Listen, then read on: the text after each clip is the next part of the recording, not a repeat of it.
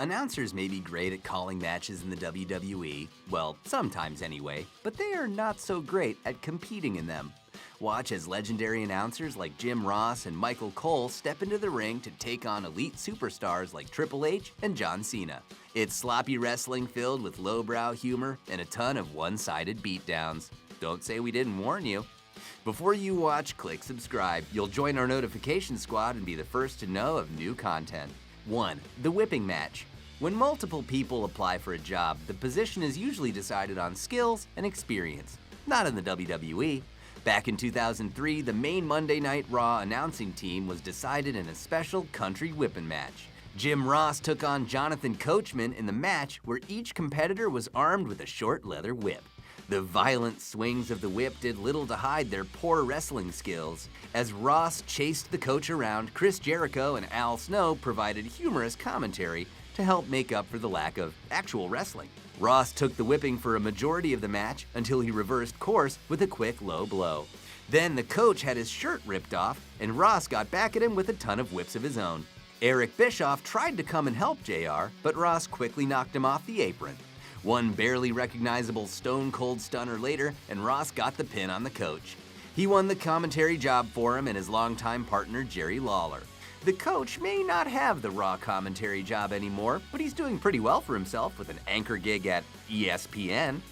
2. John Cena's easiest opponent. John Cena has had some pretty one-sided matches through the years. These are fights you knew he would win, including a number of squash matches or opponents that had no chance of winning. This is why it's so strange that the Superman of the WWE would be booked in the main event of a WWE Raw episode to go one-on-one against announcer Michael Cole.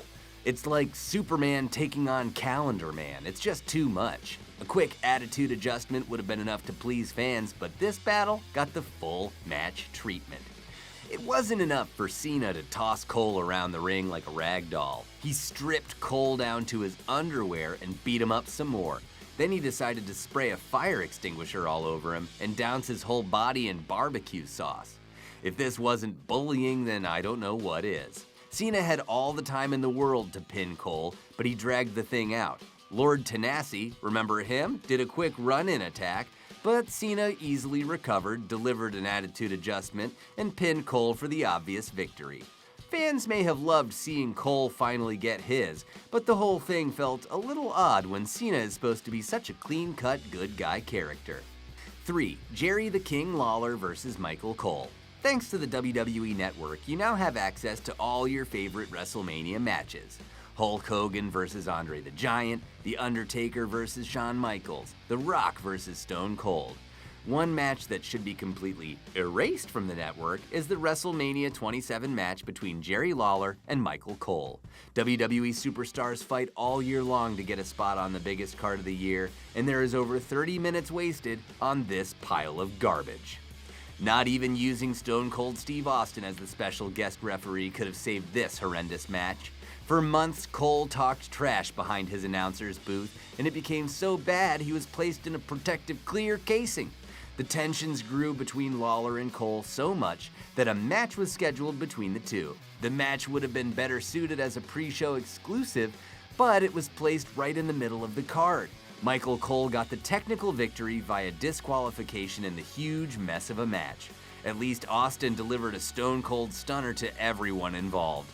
Surprisingly, the two competed again a month later in a Kiss My Foot match in the unwanted feud that would never end. 4. The Weasel Suit match. Bobby the Brain Heenan served two great roles during his time in the WWE. He was the manager of several great heels in the business, including both Andre the Giant and King Kong Bundy. Heenan also took his fast-talking and witty banter behind the microphone for gigs as a commentator on multiple WWE programs.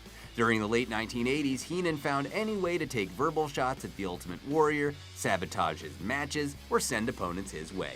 The Ultimate Warrior finally had enough, and in 1988, the two competed in a Weasel Suit match. The loser of the match would have to dress up in a weasel suit. Even though Heenan dressed like Andre the Giant for the match, none of his clients were out by the ring to help him against his massive challenger. The Ultimate Warrior made short work out of Heenan. Heenan flopped around like a stuffed animal and then got made to look like one after the Warrior dressed him in an outfit. One-sided beatdowns can become boring, but Heenan really knew how to sell the punishment to the pleasure of the crowd. His reaction to wearing the Weasel Suit was just as good and made a classic moment which was transferred to many VHS tape compilations back in the day. 5. Corey Graves forced into retirement. Having Corey Graves as a lead commentator for Raw, Smackdown, and 205 Live is a mixed blessing. Sure, he's the best main show commentator and should lead the pack for years to come, but Graves could also have been competing in the ring with peers like Seth Rollins, Dean Ambrose, and Sami Zayn. Before settling down behind the commentary table, Graves showcased a lot of potential in NXT. He was featured in multiple main events until concussion issues forced him to retire from active in-ring action. His last singles match with NXT took place on March 6, 2014. Graves fought Sami Zayn in a back-and-forth contest with a ton of near falls. Zayn stole the victory with a quick roll-up, and as Zayn was on his way to winning the NXT Championship, Graves was forced to take his role in a new direction. The whole journey from competitor to announcer was chronicled on ESPN's E60 WWE Behind the Curtain special. He spent multiple months building his skills on NXT before getting promoted to the Raw brand. He is a great heel commentator, has funny lines, and knows what it's like to perform in the ring. Maybe one day he'll have one more match, but at least we can still look back on some great fights he had. Wow, there are still plenty more commentators and matches, but first a quick trivia question. Stay tuned until the end for the answer. Corey Graves may not have wrestled too long in NXT, but he did manage to win the NXT Tag Team Championship. Can you name his partner? 6. A bloodied Jim Ross. Poor Jim Ross. He's been the butt of Vince McMahon's jokes, treated terribly during segments, and can never seem to catch a break. Kane lit him on fire, Stone Cold Steve Austin kicked the crap out of him, and Vince McMahon even made him kiss his rear end on an episode of Raw. Things weren't much better in 2005 when Ross was forced to wrestle a match against Triple H on an episode of Raw. The match had no disqualification rules, as Triple H couldn't wait to deliver some punishment to JR. Ross took the beating of his life, bleeding heavily from his forehead due to Triple H's punches. Jerry Lawler tried to make a save, but Ric Flair quickly made a stop to that. Before Triple H had a chance to pin Ross, Batista made his way to the ring, attacked Triple H and Ric Flair, and then followed it up with a chair shot to Triple H's skull. Ross's body was dragged over Triple H, and he got a shocking victory over the game. The whole thing was used as a way to build up a WrestleMania rematch between Triple H and Batista, but there was really no good reason to include Ross in on the mix. 7. Josh Matthews is tough enough. Josh Matthews spent years on the WWE broadcast team, getting shuffled around to do different gigs including in-studio hosting, backstage interviews, and eventually becoming a commentator for Smackdown. His initial goal was never to be any type of announcer, as Matthews was a participant in the very first season of WWE Tough Enough. While on the show, Matthews showcased his passion and devotion to the WWE, a few attributes that likely led to his gig. In 2004, Matthews would finally get a chance to shine in the ring when he was booked in a match against Orlando Jordan on an episode of Smackdown.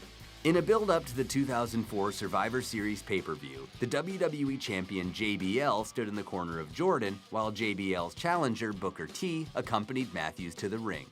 Despite wearing ring gear that looked like a frat boy's pajamas, Matthews attempted some offense, showcasing a little of his tough enough skills. Thanks to a quick low blow and some help from Booker T, Matthews got the pinfall victory over Jordan. This would mark the beginning and end of Matthews' in-ring career in the WWE. After getting hired by Impact Wrestling, Matthews has had a few matches on the show while feuding with fellow announcer Jeremy Borash. 8. Byron Saxton gets eliminated. Byron Saxton may be one of the lead commentators on SmackDown Live, but it didn't always start out this way. Saxton has shuffled around from the commentary booth and inside of the squared circle. He spent multiple months as the lead commentator for ECW before the show was canceled and replaced with the competition show NXT.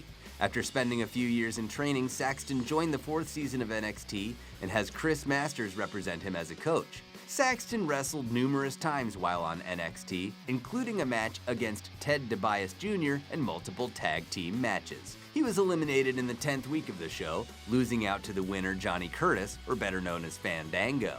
This wouldn't be the end of Saxton's in-ring career, as he was chosen for a spot on NXT Redemption. Once again, Saxton was a blip on the radar, getting eliminated from the show and forced back into the announcer's booth. This may have been the best decision for him, as he worked through the ranks of NXT, went to Raw, and is now a lead commentator on Smackdown.